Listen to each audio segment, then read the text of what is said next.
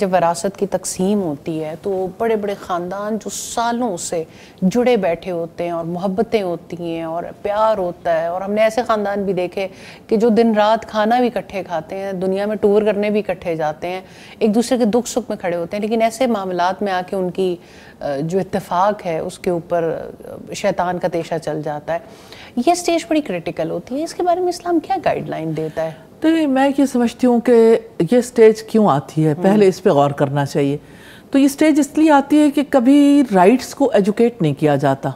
असल बात कि ख़ानदान में एक बेटी के, एक औरत के क्या राइट्स हैं। हर वक्त हमा वक्ती मर्द के राइट्स की बात की जाती है। तुम्हारा भाई, तुम्हारा बेटा, तुम्हारा शौहर, तुम्हारा बाप, औरत के साथ तो ये गुफ्तगू हमारे घरों में जारी रहती है।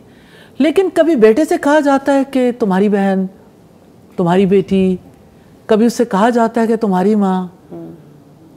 बाप बैठ के कब माँ की इज्जत करना सिखाता है? बहुत कम घराने हैं जहाँ पे वालिद ये रोल प्ले करते हैं। ये हमारा नेशनल डायलेमा है जी। और यानी ये तो कितने तवील मुद्दत तक सिलसिला रहता है।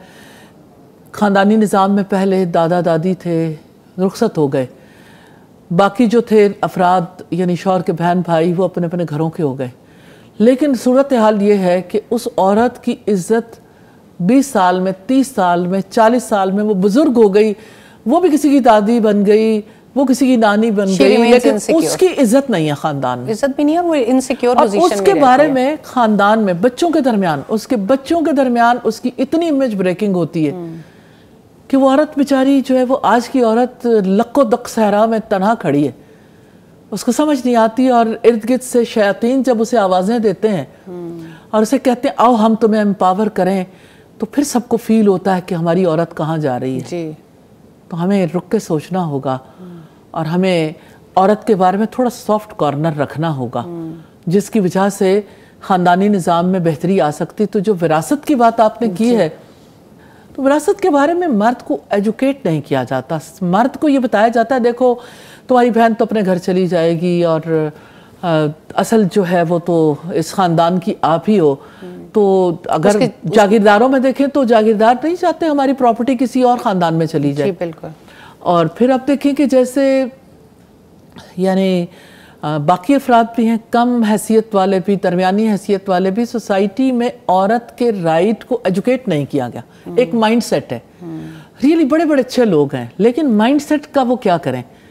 उस माइंड सेट के तहत कहीं गुंजाइश ही नहीं बनी।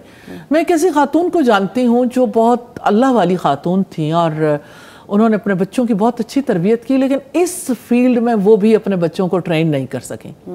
तो उन्होंने अपने बच्चों को चूंकि वैसे एजुकेट नहीं किया था, सब्र किया, आहिस्ता आहिस्ता अपनी औलाद को आगे लेके चली। लेकिन बच्चों का क्या कसूर है कि जब उन्हें नहीं पता चला कि हमने अपनी बहनों के हुकूक कैसे देने जी। नेचुरली जब जायदाद की तकसीम का वक्त आया तो सारे ख़ानदान में फूट पड़ गई, वो सारी मोहब्बत और वो सारा पीस ख़ानदान का तबाह बर्बाद हो गया।